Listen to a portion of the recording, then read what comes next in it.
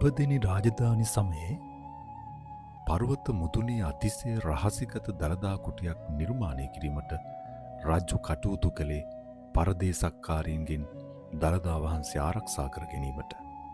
මෙහි සියලු රහස් සහ ඇතුළුවන මාර්ගයේ දන්නේ ප්‍රධාන ගල්වඩුවා පමණක් බැවින් එම රහස් සතුරන් අතට පත්වේ යැයි බිය වූ රජතුමා වඩුවාව කිසිවෙකුට ළඟා විය නොහැකි මෙම පර්වතයේ දැඩි බෑවුම් සහිත කොටසක සිරගත කර තැබුවේය. සිරකර සිටි වඩුවා බිලිඳ ලවා කෑම තුල සඟවා කටුව සහ මිටිය රහසින් ගෙන්වා ගත්තේය. ඉන්පසු ආරක්ෂකයන්ට නොපෙනෙන ප්‍රපාතකාර බෑවුම් සහිත රළු පාෂාණ මත එකම එක රැයකින් ජනප්‍රවාදයේ කියන පරිදි පියගැට පෙළක් නෙලාගෙන ඔහු එතනින් පැන ගියේය.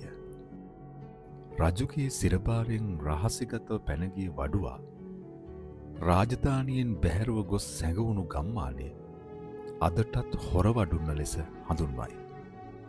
හොර වඩුවා උන්න ගම හොර වඩුන්න ලෙස අදටත් හඳුන්වයි. මෙම පුවත හුදු කතාවක් නොවේ. යාපහුවේ ආරක්ෂක උපක්‍රම පැරණි ශිල්පීන්ගේ අසමසම දක්ෂතාවේ හොරවඩුන්න ග්‍රාමනාම උපත කියාපාන සුවිශේෂී ඓතිහාසික සාක්ෂියෙක්. මිනිස් පියසටහන් වලින් තවමත් නොකෙලෙසුණු සොබාදහමේ අපූර්වතම නිමවුමක් බඳු කොමා පොයින්ට් වෙරළ තීරය. මෙය දසුනක් නොවේ. ඇත්තටම දැනෙන නිහඬ භාවනාවක්. මෙහි ඇති සුන්දරත්වයේ තේරුම් ගැනීමට මහා ප්‍රඥාවක් අවශ්‍ය නැත. අවශ්‍ය වන්නේ ඒ නිහඬ බව විඳගත හැකි සංවේදී හදවතක් පමණි. සැඳෑ යාමේ රන්හිරු මෙහි අවට ගිලී යන්නේ මුළු අහස් කුසම තැඹිලි රත්තු සහ දම්පැහැයෙන් අලංකාර කරමිනි. ඒ මොහොතේ මුහුදු දියවර මත වැටෙන හිරු කිරණ දිය මතු පිට රන්වන් මුතු විසුරුවා ඇතිසේ බැබලෙයි. සංචාරකයන්ගේ ගෝසාවෙන් තොර හුදකලාව සහ නිදහස උපරමයෙන් විඳිය හැකි පාරිශුද්ධ පරිසරයකි.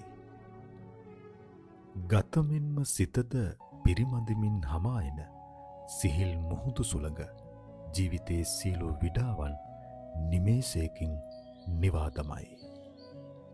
ඈතට විහිදෙන පිරිසුදු වැලිතලාව හරියට සිතුවමක් වගේ. ලොව කාර්ය බහුලත්වයෙන් මිදී සොබාදහමේ නිහඬතාවයත් මහා සාගරයේ ප්‍රතාපවත් සුන්දරත්වයත් එකම තැනකදී විඳින්නට නම් කොමා පොයින්ට් වෙරළ තීරය යනු නෙතට සිතට ලැබෙන මහඟු ආස්වාදයකි.